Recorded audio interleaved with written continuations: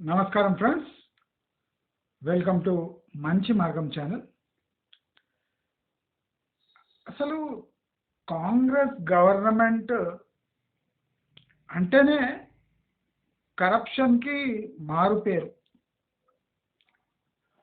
అంటే ఈ కాంగ్రెస్ హైకమాండ్కి డబ్బులు చేరవేసే పనే ఈ స్టేట్ యూనిట్స్ చేస్తూ ఉంటాయి జనరలీ.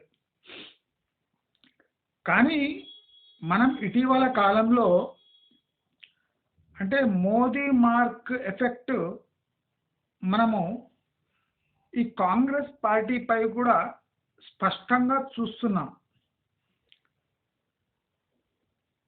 అంటే కాంగ్రెస్ తన దగ్గరున్న క్యాండిడేట్స్ని ముందర పెట్టుకొని ఎలక్షన్లు గెలవలేవు అని ప్రూవ్ చేస్తున్నాయి. దానికి చక్కటి ఉదాహరణ రేవంత్ రెడ్డి ఎంట్రీ. అసలు రేవంత్ రెడ్డి లేకపోతే కాంగ్రెస్ లేదు అనే పరిస్థితి ఇప్పుడు దాపరిచింది. ప్రాక్టికలీ కాంగ్రెస్ గవర్నమెంట్ వచ్చింది, తన 6 స్కీమ్లు తీసుకొని వచ్చింది అంటే ఇది పతనానికి నాంది. అంటే మన తెలంగాణకు కాంగ్రెస్ గవర్నమెంట్ ఉండేంత వరకు గడ్డు కాలం తప్పదు అని మనము ఒక సైడ్ ఆఫ్ ది కాయిన్ చూస్తున్నాం.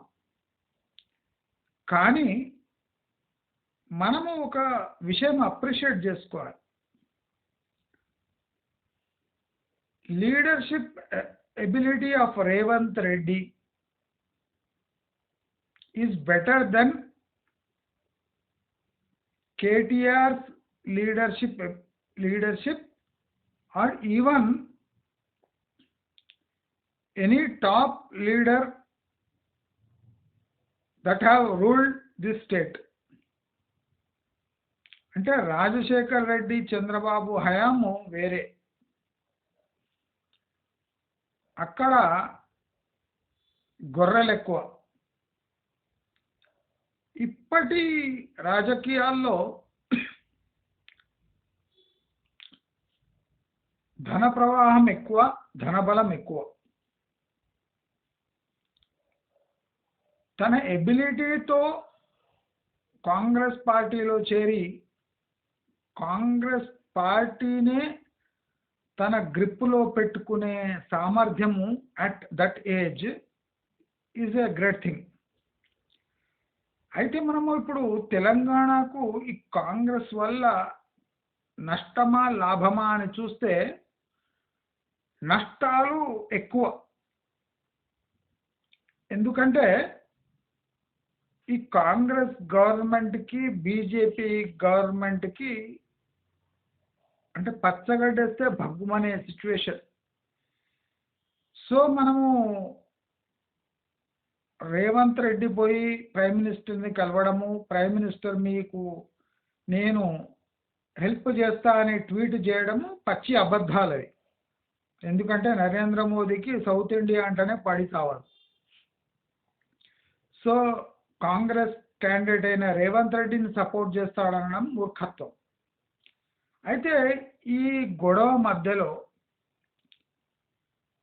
ఈ రేవంత్ రెడ్డి చేపట్టిన ఏరివేత అంటే రేషన్ కార్డుల ఏరివేత కానివ్వండి, రైతు బంధు ఏరివేత కానివ్వండి, అంటే ఈ బీఆర్ఎస్ గవర్నమెంట్ అందరి నోళ్ళు ట్యాక్స్ పేయర్ మనీతోని మూసింది.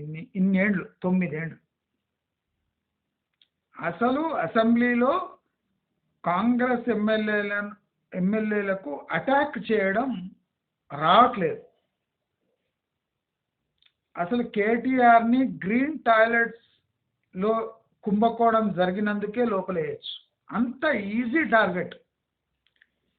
కానీ వాళ్ళు అది కాకుండా పెద్ద టార్గెట్స్ ఎంచుకున్నారు. అయితే ఇప్పుడు రేవంత్ రెడ్డి ఈ ఏరివేత కార్యక్రమం ఎందుకు చేస్తున్నారు? అసలు నా ప్రకారము రేవంత్ రెడ్డికి 3 ఇయర్స్ టైం ఇవ్వాలి. దాంతో తెలంగాణ మొత్తము ప్రక్షాళన జరుగుతుంది. ఈ ప్రక్షాళన ఎందుకు జరుగుతుంది అంటే వాళ్ళ 6 స్కీమ్లు ఇంప్లిమెంట్ కాలేవు ఖచ్చితంగా. అయితే ఈ 6 స్కీమ్లు ఇంప్లిమెంట్ కావాలి అంటే ఈ ఏరివేత కంపల్సరీ. ఈ 6 స్కీములు దాంట్లో ఒక 3 స్కీములు ఇంప్లిమెంట్ చేసి మిగతా 3 స్కీములు ఖర్చు చేసిన కాంగ్రెస్ 5 సంవత్సరాలు పూర్తి చేసుకుంటుంది. ఇప్పుడు కాంగ్రెస్ వ్యూహం ఏమంటే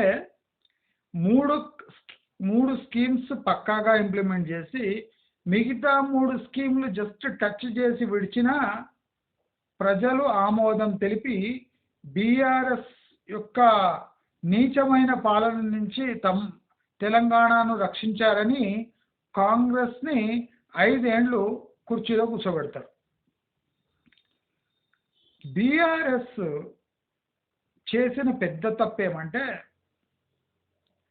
అందరినీ తినిపించచ్చు అనుకొని కొందరికే తినిపించింది. అది అజెండా ఏమో అందరికీ తినిపించేసి నోళ్ళు మూపిద్దామని, కానీ అయ్యింది ఏమంటే కొంతమందికి తినిపించింది, అందుకోసం ఓడిపోయింది.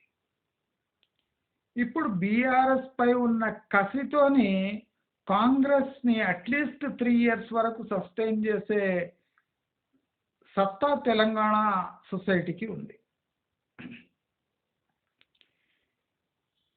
కాంగ్రెస్ పార్టీ బీఆర్ఎస్ పార్టీపై ఒత్తిడి పెంచుతూనే తన 6 స్కీమ్లకు ఎలాగైనా ఒక ముక్తి కల్పించాలి.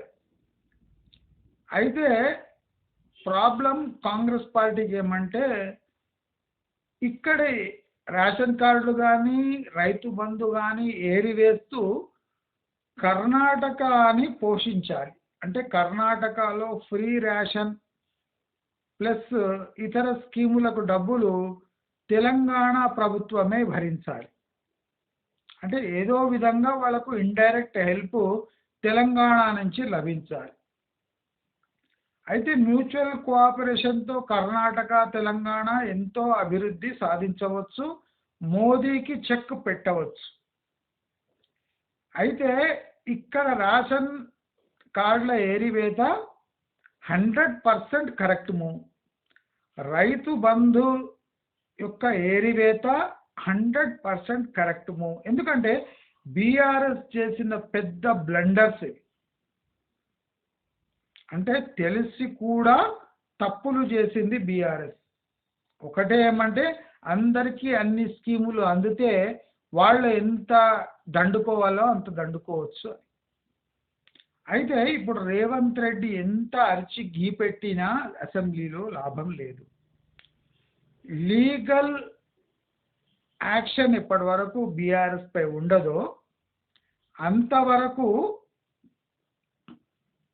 బీజేపీ పరిస్థితే కాంగ్రెస్ది ఉంటుంది తెలంగాణలో. కవితను అరెస్ట్ చేద్దామని నేను బాగా ఒర్లి స్టేట్లో పవరే కోల్పోయింది బీజేపీ. బీజేపీకి 20 నుంచి 25 సీట్లు పక్కా ఉండే బండి సంజయ్ ఉన్నప్పుడు. ఇప్పుడు 10 సీట్లు రావడమే పెద్ద గగనం అయిపోయింది.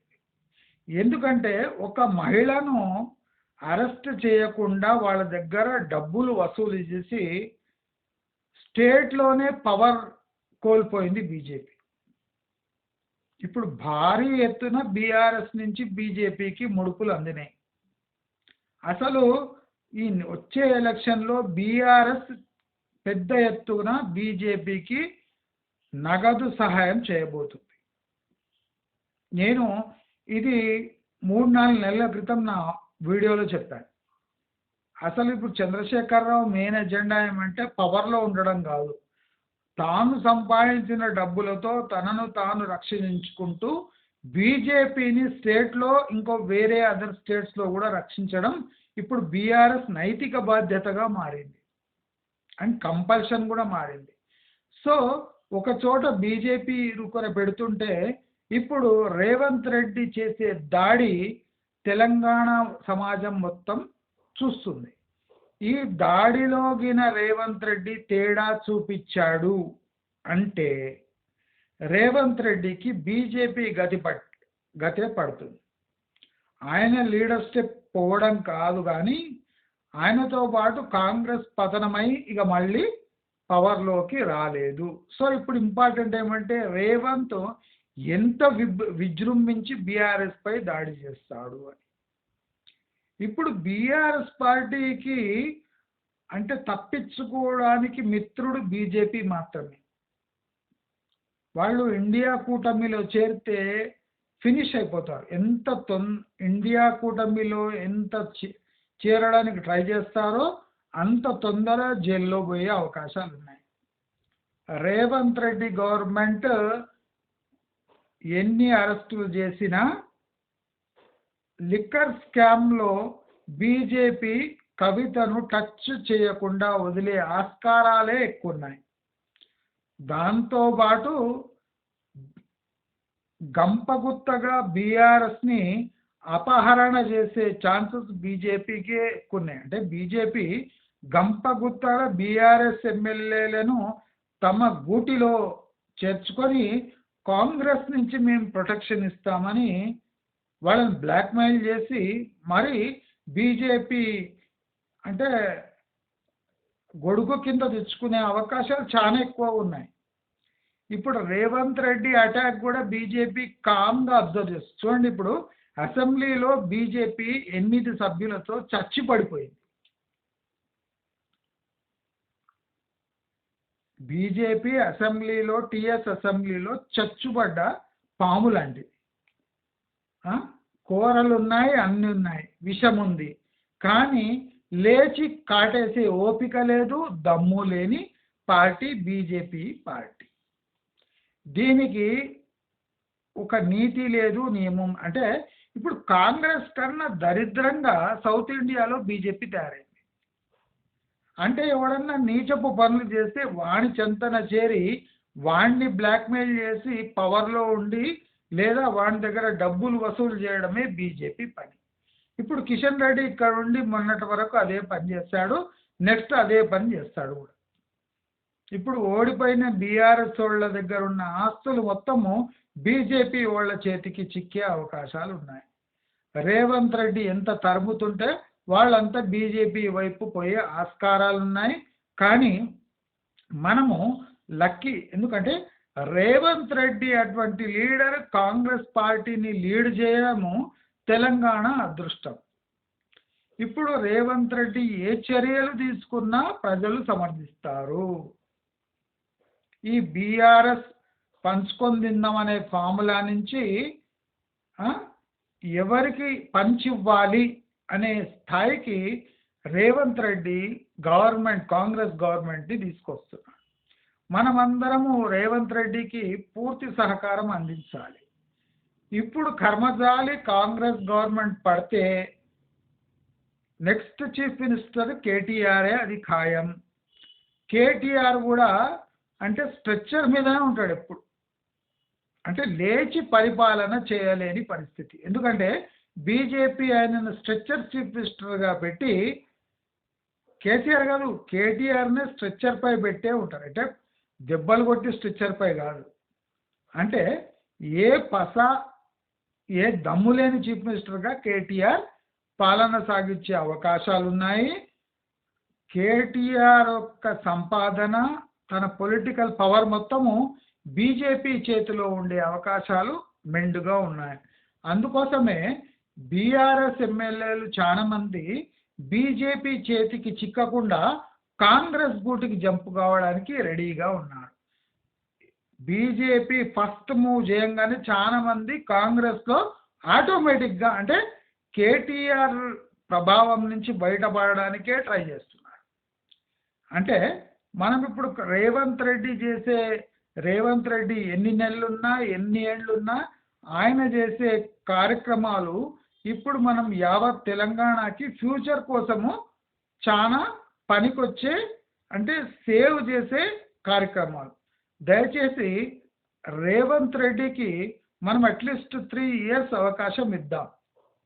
అంటే ఈ 3 ఇయర్స్ లోపు కాంగ్రెస్ పార్టీ ఎమ్మెల్యేలు ఏమన్నా గొడవ చేసి కాంగ్రెస్ పార్టీని పడగొట్టే ప్రయత్నం చేస్తే తప్ప రేవంత్ రెడ్డికి 3 ఏండ్లు సమయం ఇచ్చేది దాంట్లో ఏ తప్పు లేదు అని తెలియజేసుకుంటూ మీకు నా వీడియోస్ నచ్చినట్లయితే లైక్, షేర్, సబ్స్క్రైబ్ చేసుకోండి. నీతివంతుడు ఎవడైనా వాళ్లకు మీ సహాయ సహకారాలు అందిస్తారని కోరుకుంటూ నమస్కారం.